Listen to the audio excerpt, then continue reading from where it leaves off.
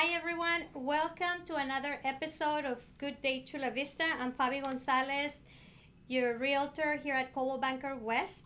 And today we're going to talk about if you're doing a remodel, updating your bathroom, or you're getting a new roof. We're going to go over some tips. I just had those things done in my house, so I want to tell you what to look for and how to make it a better experience. So stay with us.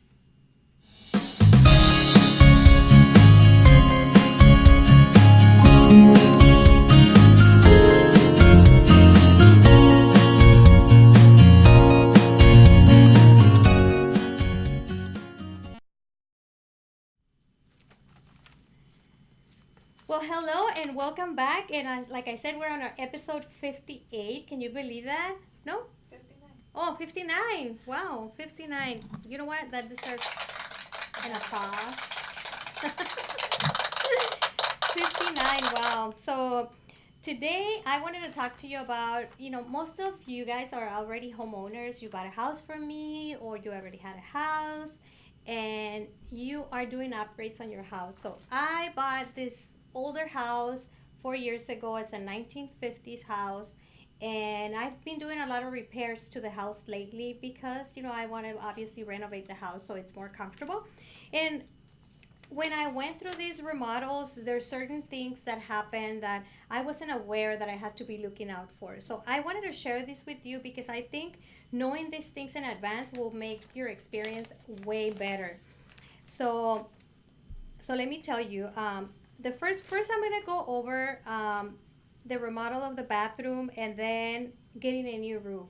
So let's talk about those things. But first, help me out by sharing this video to your page with your friends and especially anybody that's a homeowner or is planning to buy a house so that way they know what to look for when they're doing these remodels in their homes.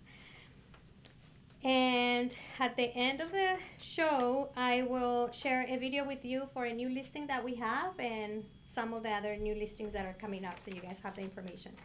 Okay, so let's get started. First, let's talk about the bathroom. Usually when you get an older house, you get an old bathroom, old plumbing, old tub, and old lighting, old windows.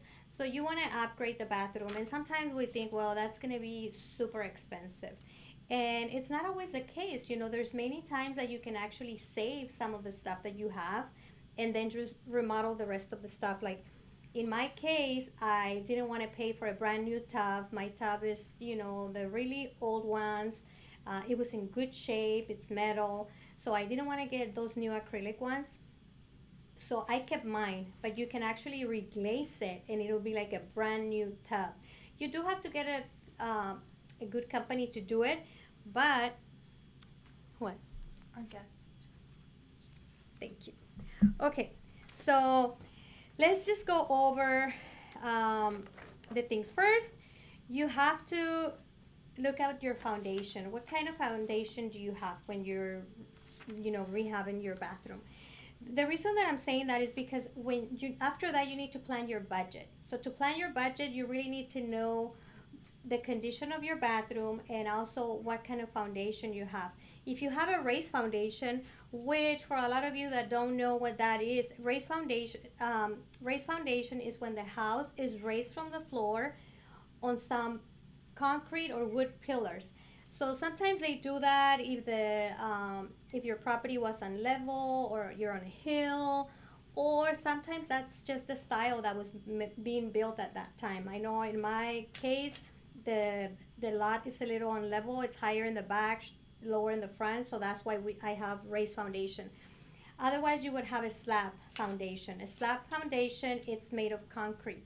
So your house is actually sitting on the concrete on the floor.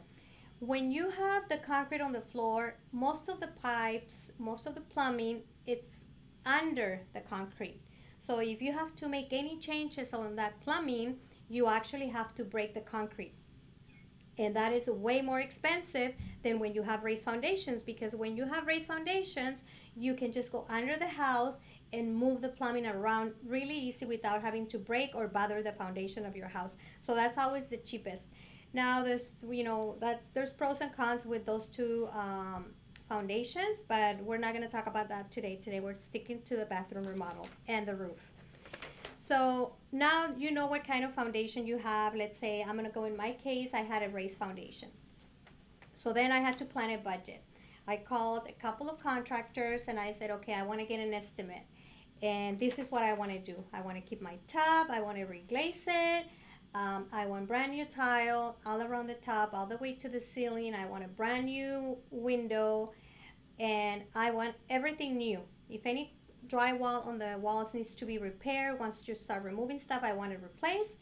I wanted to keep my same exhaust fan in the bathroom because I was only like 2 years old, so I wanted to keep it. I also wanted new lighting and a new door and a new frame. Doors, when you change the door and a frame on a bathroom, it just makes everything look newer, like a newer house. So if you remodel the whole bathroom but you don't change the door or the frame, especially in my case, it's a 1950s house, so there was probably like 25 coats of paint on that frame. You can imagine it's not even like square anymore. It's kind of rounded because of so much paint. So you want to make that look new, so you need a new frame for the door, a new door, and new flooring, new plumbing, and a new toilet. So I got two I got the two estimates from the two contractors, and of course I went not with the cheapest one, but with the one I thought had the best service, because sometimes you pay less, you think you're gonna pay less, but if the service is not there, you end up paying more because you end up having to cancel the contract, and then you have to start from scratch and you already lost some money. So you want to make sure you always go, sometimes you have to go with your gut feeling and get it in writing, because people tell you one thing and then once you're doing things it changes. So don't make it just a verbal agreement. Make sure you put it in writing and that you're really checking that what they're telling you is the same thing that's in writing. Okay. We have some discrepancies when we were doing my bathroom, and I thought we were doing some stuff and the contractor thought it was something else. He gave me a discount and he totally forgot he was doing the door and the frame. And when I saw the numbers, I'm not going to be unrealistic. When I saw the numbers, I thought it was really cheap compared to the other estimate that I got. So I figure he's right.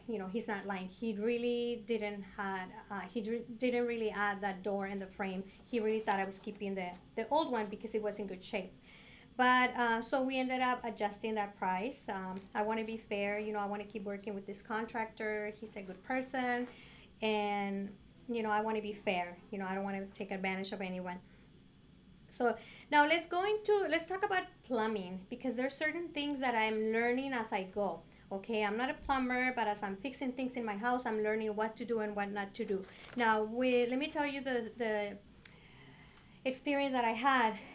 I wanted to move my toilet because it was too close to the sink, the original way that it was set. So I was getting a different sink, a different vanity. It was a little bigger, and I wanted to move the toilet a little bit to the right.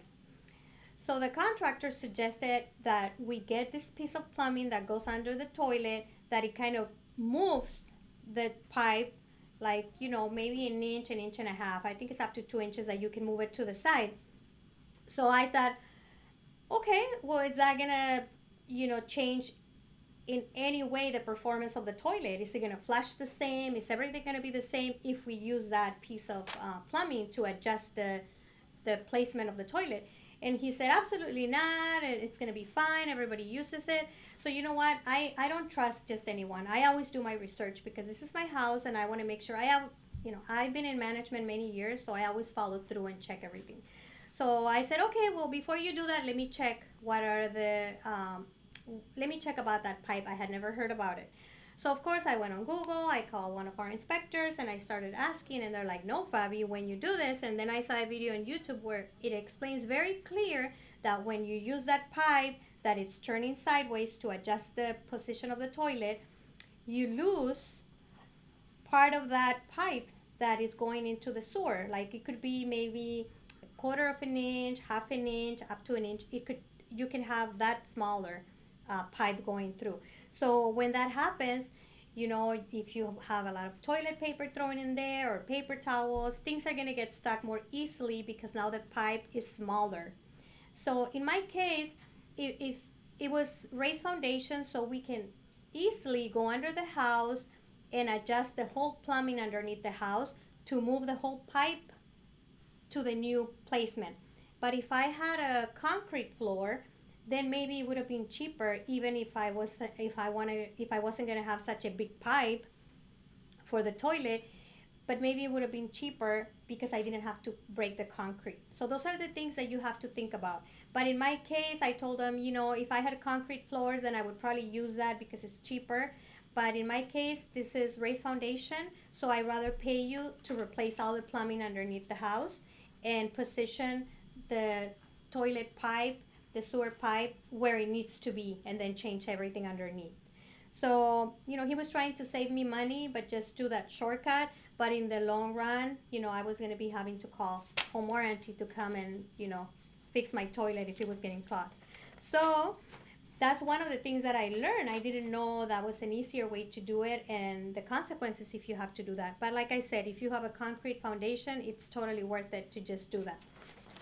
Now, the other one, it was, there's certain pipes that are being used under the sinks. And sometimes when your sink and the plumbing that's coming out of the wall for the water to go out to the sewer, if it doesn't match exactly, they have these bendable pipes. And they look like an accordion kind of pipe, kind of like you would use on your dryer vent, but it's plastic. So those pipes, they don't pass inspection. Okay, so when you do your inspection, if you're selling your house or you're buying a house and the inspector sees that kind of pipe, they tell you these are not approved by code. So you need to replace those with the plastic one. It needs to be solid. Why do they sell them? I have no clue, but they sell them and they're not up to code, and the inspector is going to tell you that that doesn't pass inspection and you need to replace it.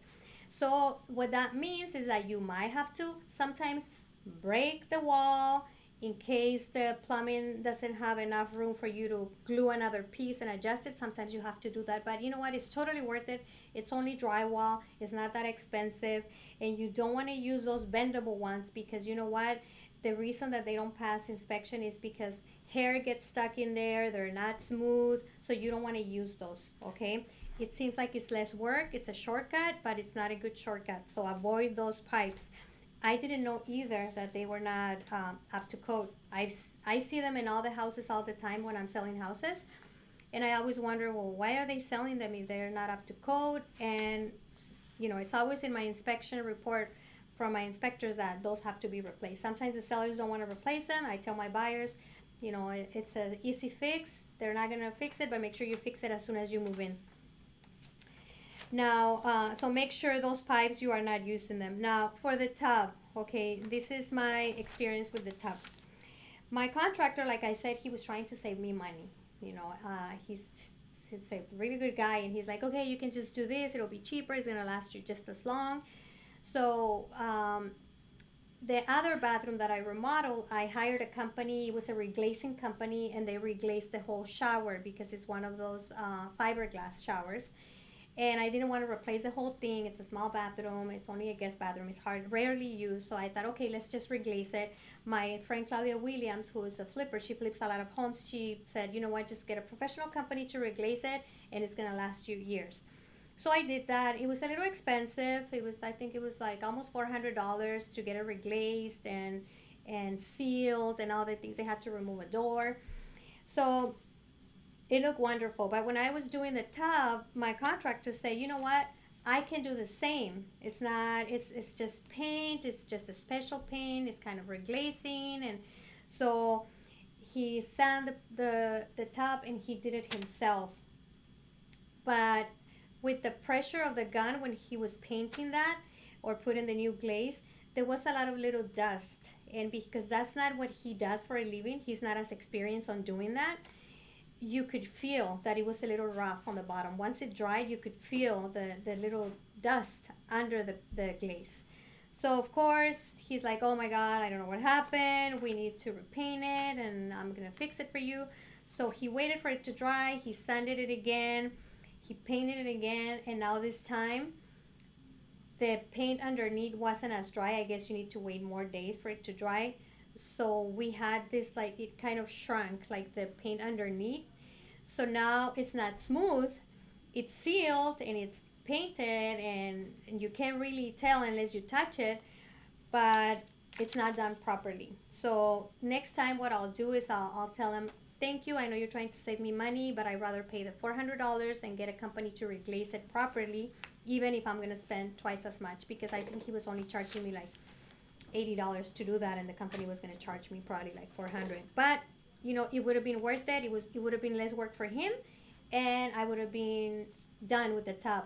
Now we're going to wait a few years. I'm going to use it, and then eventually, I'm going to keep working with this contractor for years, so he can always come and repaint it later, or maybe I'll reglaze it down the road. But for now, we're just going to keep it that way. So that's something that I wouldn't do again. Now, for the faucets, like, this was something that he told me. I had a faucet that was broken in the kitchen, and he said, you know what, Fabi, that brand it has a warranty for life. And I said, really? I go, well, I don't have the receipt. I bought it 4 years ago. I don't have the box. He said, you don't need that. You just go on their website, take a picture, you let them know when you bought it, and they will replace it for you. Maybe you have to pay just for the shipping. I said, okay. So I went onto the website, send them a picture, and within a week and a half, I had a brand new box with the new faucet for the sink. So obviously in the bathroom, I couldn't do that because I told you this house is from 1950, so that faucet was probably that old. So I couldn't do that, and I don't know when they bought it. I don't want to lie either, so I ended up buying new ones. But just so you know, if you're remodeling your bathroom and you bought the faucet 10 years ago, 15 years ago, and you remember how many years ago you bought it, you can actually send an email to the company, send them a picture, and they'll replace it if something's wrong with it. Obviously, they're not going to replace it if you just want a new one, but if something's wrong with it, they will. So just make sure you try that. I did try it, and I got a new faucet, not for the bathroom, but for my kitchen. So that was a good tip from him.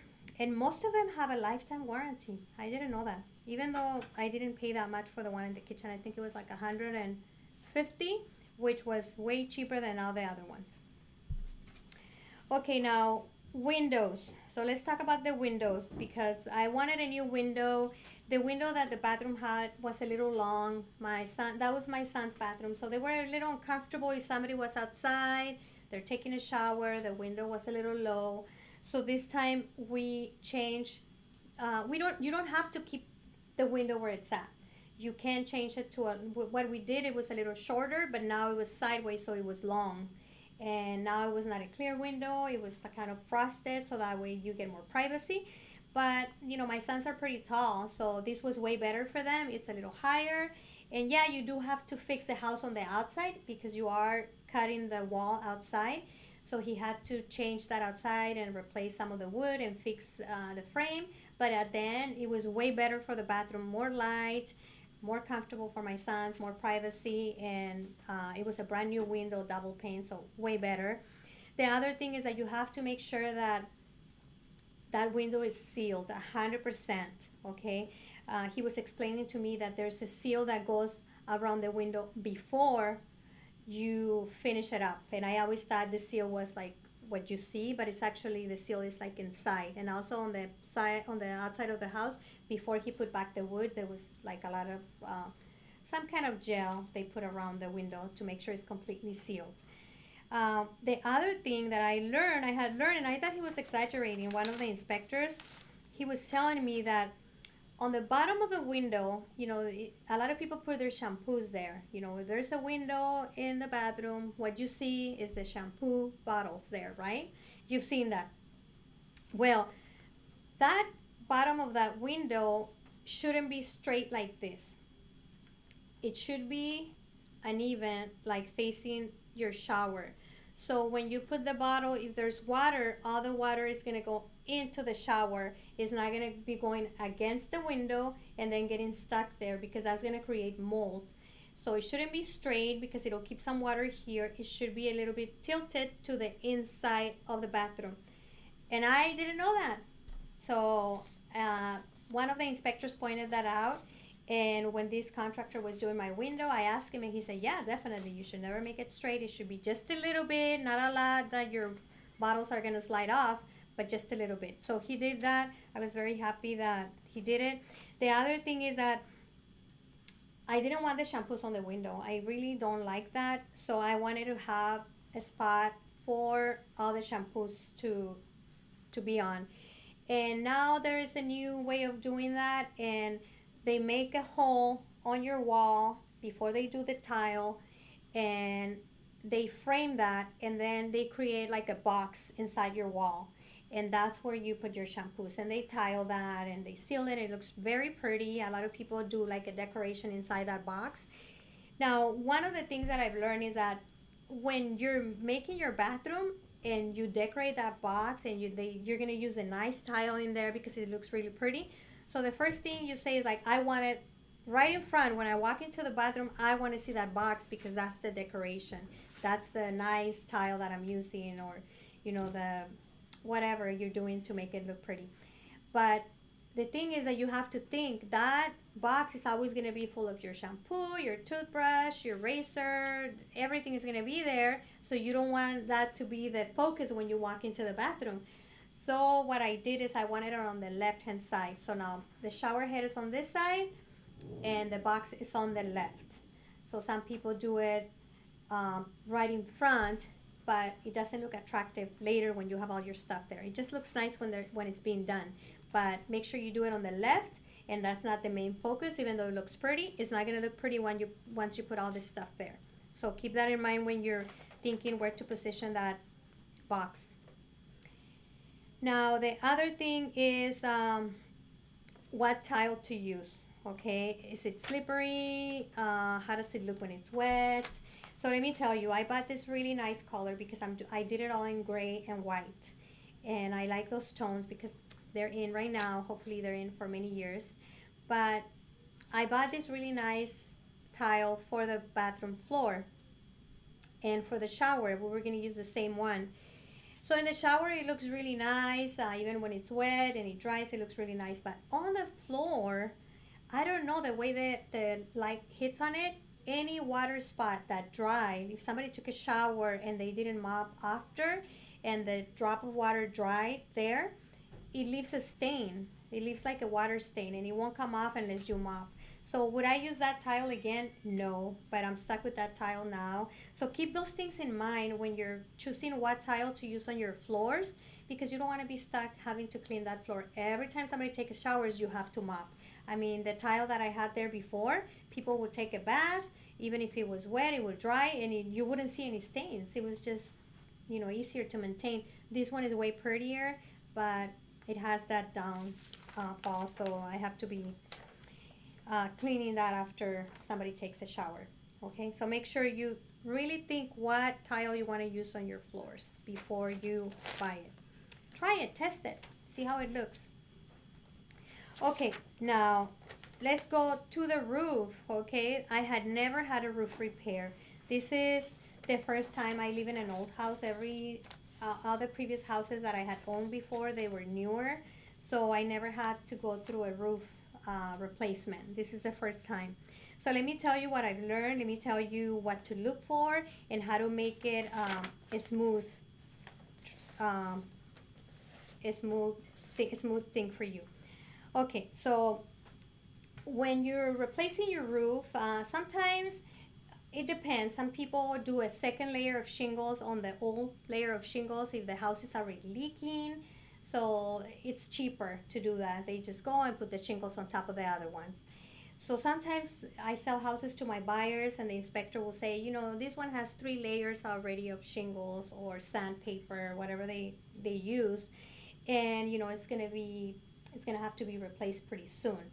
Okay, so you want to make sure that you know what the issue is with your roof. Okay, make sure you get an estimate, a clear estimate, and find out what they're gonna do, because sometimes we say, oh yeah, they're gonna replace my roof, but we have no clue what they're gonna do. So I was very lucky that this company that was gonna do my roof is a professional company. They're very experienced, so they actually had a very good system on how they did things. I mean, there was still things that I didn't think about, I didn't ask them before. It would have been easier for them and for me if I would have talked about these things before, but hopefully I never have to replace a roof again in my life, but if I do, I will definitely go through these things. So these are some tips for you. So You want to talk to whoever's going to be removing the roof. The company that changed my roof, when they were going to remove the all the old shingles and all the old material from the roof, they brought a truck, they put it against the house. They had like 5 people all at once removing all those shingles. So it took them like an hour and a half to remove all the roof. All the trash went inside that truck, from the roof to the truck. There was minor trash around my house. They did put some stuff to protect my pool equipment, because my pool equipment is right under the roof.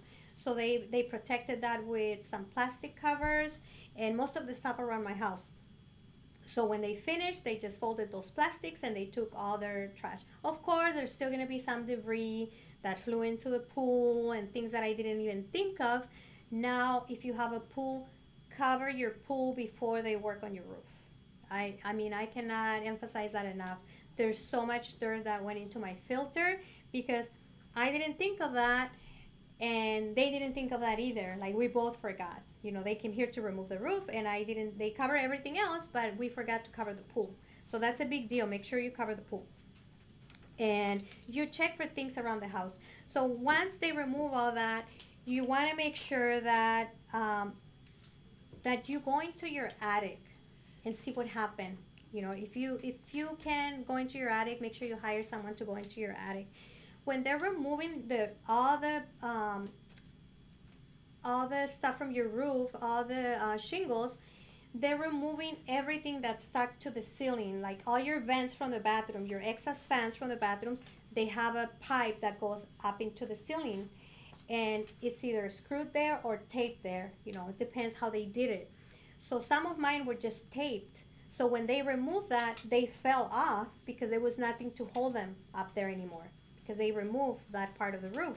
So for a couple of days, I had holes in my roof, but they were not going into my house, they were going into my attic. But see, in my attic, I have my furnace. So I had to be careful, like, okay, how many days is it going to be open? You want to know, like, okay, they're going to remove my roof. When are they going to install the new one? Because now I have holes. You know, birds can go in there. If it rains or things like that, things could happen. There's a lot of birds around in my house. I live in Bonita. I do put a lot of water for birds, so there's always a lot of birds on top of my roof.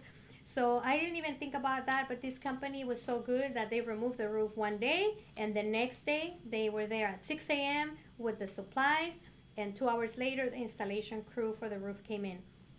So everything was done within 3 days for the roof. But like I told you, this is a very structured company, and not everybody's like that. So you want to keep in mind those things when they tell you they're going to remove your roof. How long is it going to take them to install the new one? You don't want to have all those holes, your attic exposed to birds and other animals. So you go in there and you check. Now, when they remove the roof, there's trash that goes inside your attic through those holes that they have created when they opened up that stuff. There was some trash that went into my attic. I know that if I would have told these guys, make sure before you guys leave, you go into the attic and pick up all the trash, they would have done it. But you know what? I was in there. I didn't think about it. I had never done it, so now I know better. But when I sent the guy back in there to check, he told me, you know what?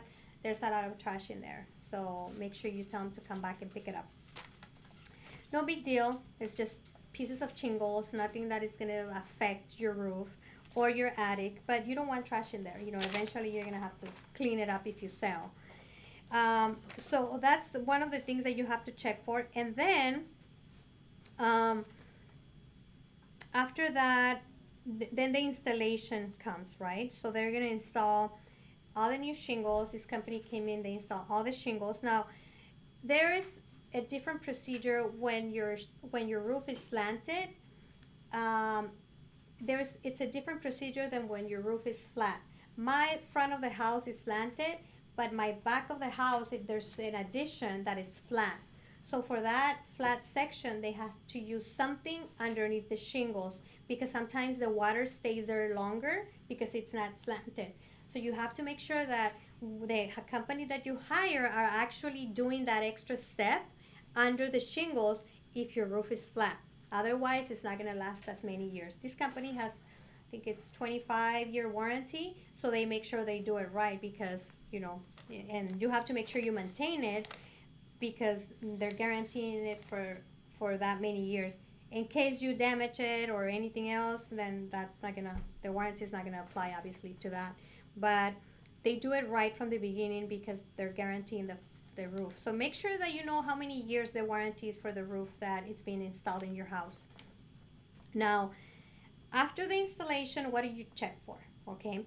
After the installation, I had my contractor go up there and check to make sure everything was fine. And he went up there and he said, okay, everything looks beautiful. The install is perfect. He, even he's a contractor, he loved the way they worked. He learned a few things himself, some of the new ways to do things. I guess before they used to use nails all the time. Now they use some long staples, and that's approved by the inspector. So I guess they last longer. Something it's to make it better, and it's actually easier. So they did a really good job installing that roof.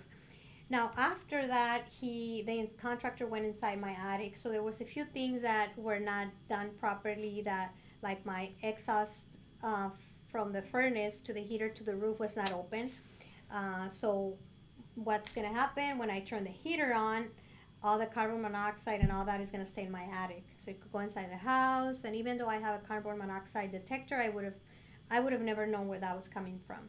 So it's good to have a second set of eyes go check because this company was very responsible. So when I called them on it, they immediately sent somebody over to fix it. I mean, they accepted, what, we made a mistake, we're gonna be there this week and we're gonna fix it. So you want to make sure. But if I hadn't checked and they forgot and I didn't check, imagine, something could happen, if you don't check those things. Also, some of the vents from the bathroom that were taped before, they were falling off, they were not taped back. And because they assumed that they were nailed to the inside of the roof like the way they're supposed to be. And they were not done that way in my house, so they didn't know. But, one of the installers came back and he put them up the right way. And then when he was up there, I saw that without telling him, he saw some trash up there and he picked it up himself because he knew it was trash from their installation. So I saw him coming out of there with, quite a few pieces of what are they called? The shingles. I'm like, what is it? So he came out with some of the pieces of shingles of the old ones that fell inside the roof. So make sure that you work with an experienced company, professional company. They care about the reviews. They want to do a good job for you. You're paying them. They might be a little bit more expensive than others, but it's totally worth it sometimes to pay a little more because you're going to get the service and they care about the reviews. They care about all that stuff. So make sure that when they tell you that something is done, that you don't just assume that it's done. And that if you're not an expert on that, don't rely on yourself to go and check. Make sure you pay someone. I mean, how much is it going to charge me? My contractor didn't charge me that much to go up there and check the attic, go up there, I can check the roof, make sure everything was fine, check the vents, and you know what? I feel so much more comfortable now. I know all the vents are up the way they need to be and that my roof is done properly. So, very good company, and I was happy to learn all those things about roof installation. So if you have installed the roof lately, this is what I would ask you to do. If I was you, I would go into my attic and make sure all the vents are connected to the outside. Okay, that's one of the main things that you want to check. And then you want to go in your attic, and if there's any trash in there, just pick it up and throw it away. But just make sure that that is done properly because, when you start turning on the heater or when it's raining, you don't want things to happen, then it's more uncomfortable. One roof question. What? Does it matter the type of roof you have in choosing a roofer? If it's okay, so does it matter what kind of roof you have when choosing a roofer? I think most companies that are professional companies, they have worked with all kinds. There's the tile with the clay, there's the concrete tiles. Mine was just composition. It was just with shingles. So it was nothing out of the ordinary. But, this company did have a book with colors, and I got to pick what color I wanted my roof. It looks really nice. They make sure they clean all the Rain gutters. That's another thing. You want to make sure you clean your rain gutters after. This company was really good about cleaning up the rain gutters when they were done, because once it rains, they need to be clean so the water can go through. But I guess if it's an experienced company, you want to make sure you check the reviews. That's one thing for sure you want to do. Check the reviews. This company had great reviews. I went and read the reviews because I believe in that. And when I read the reviews, I was very pleased to see that they had great reviews. I mean, they knew them by first name. They knew the owner. They were happy how the owner treated them. So in this case, I got to meet the owner. Even though he's so busy, he was able to come to the house. He met me. He made sure that I was happy. And to me, that deserves a great review. So that's why he has so many great reviews. So check the reviews. And a lot of people post pictures. And I know when I'm completely done with this experience, I'm going to do my reviews, and I will definitely post pictures of the roof that he did. And I will say all the good things that they did for me, because I think it's deserved. Even if they were not perfect, we all make little, we forget little things, but the fact that they were willing to go fast and fix it, that tells you that it's a good company. So just check reviews, ask them how many of those roofs they have done, but don't just go with the price. Don't just go with the price. It might cost you $1,000 more or $500 more, but it's better to have an experienced company, professional company that has great reviews. So let me see who's here. Ana, hola, ¿cómo estás? Tony, Santiago, Stephanie, hey, Karen, hi, Mika. Do you recommend any contractors? You know what, Stephanie? Yes, I do recommend. I am gonna recommend this company. I'm gonna have it. I do have a page on my website, and all the professionals that I've met are there. So the ones that I have actually worked with, I'm gonna do a review on their website, and I'm gonna also make a note on my website the experience that I had with them, because I think it's important that if they go out of the way to do a great job, I want to make sure I acknowledge that. So yes, I definitely recommend this company. I know another roof contractor that has worked with another one of my clients. It's not such a big company, but they also did a good job, so I'll definitely recommend that as well. So yeah, send me an email and I'll send you their information. Hi, Jessica. You're probably gonna need a new roof in your brand new house, your fixer-upper that you bought, but then you have Gerardo to do that for you, right?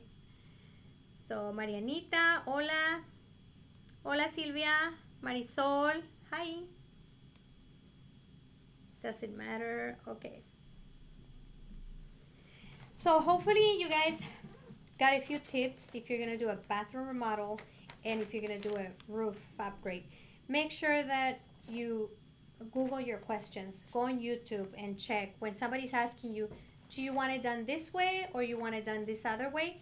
Don't just say, well, I want this way. Make sure you go on YouTube, watch the video, read about it, and see what are the things that are best for your bathroom or for your roof or for your situation or for your budget. So make sure you read, okay? So I'll let you guys know more. Right now, I'm getting other things done in my house. So once I'm done, I'll make sure that I share with you my experience, what worked, what didn't work. So stay tuned. I love to share things with you. You know that I care, and I want to make sure I'll help you guys as much as I can. So if I learn something, I want to share it with you. So maybe you already know it and you don't have to go through a process to learn it. We have the ruffle. Yes. All right. So let's see who's going to be the first winner.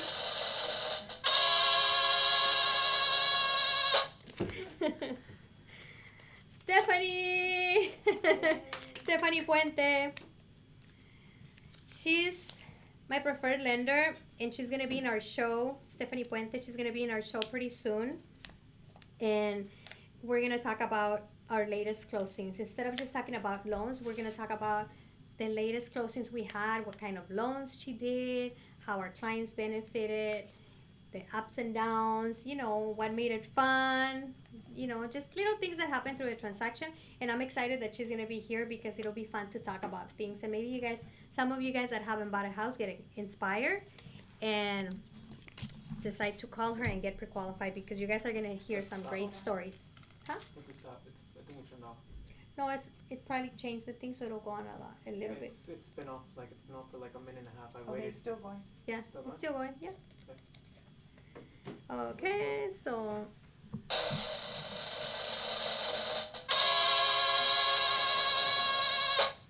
So the next one, it's Jenny. Jenny, yes. Jenny. We'll mail it to you. Thank you so much for always joining us, and for always supporting us and just sharing your comments and your questions with us. We've had really good interviews the last few months, and we have learned a lot. Claudia and I have been learning a lot from everybody that's been here, and Karen. And also, is it next week when Karen's going to be here? Yes. We have Karen, our manager. She's going to be here next week, and she's going to talk about something very interesting. It's going to be about, talking about your why. She's a manager. She's managed some big companies. She's been doing this for years, so she's definitely seen a lot, even though she's not that old. She's seen a lot, and she's gonna be here with us to share. I think she's gonna help us what to do, with our money right now, how to invest, what's important. Many things that she's learning, she's gonna share with us. She doesn't want to tell me a lot yet because I think she wants to surprise all of us with everything she's going to share, but I'm excited to see. I'm pretty sure I'm going to learn something. I always learn stuff from her. So, okay, guys, I'll see you guys next week with Karen here. I'm going to leave you with the video, right, Adrian? We have the video ready? So we have a video of our listing in San Isidro, and we're going to have an open house Friday from 2 to 6, Saturday 11 to 2. Luis Isaiz from our team is going to be there at the open house. We also have a brand new listing coming up, and it's going to be listed tonight. It's a house in Escondido. If you have horses and want to live up north, that's a perfect property for you. There's room for horses. It's a 5-bedroom house, 3-bathroom, totally remodeled, up in the mountains, beautiful view, and it's going to be listed for $679 to $687. So if you're looking for a house up in the mountains, it's not that far. It's like 6 minutes from the schools, I think like 8 minutes from the freeway or less, and 5 minutes from shopping centers, from Starbucks. That's important, Claudia says. So it's a really nice house. So we don't have a video for that yet. We'll have it next week, but it'll be in the MLS tonight. Okay, guys, well, thank you for joining me. I'm happy to be here every Wednesday. And remember, if you think of anyone that needs to buy a house or still renting or wants to sell a house and they don't have a realtor, please refer them to me. Give them my number or give me their number. I'll promise you to take good care of them. I'm always here for you. Your realtor here at Cobo Banker, West Eastlake, Chula Vista, Fabi Gonzalez. And I'll see you next week at 4 p.m.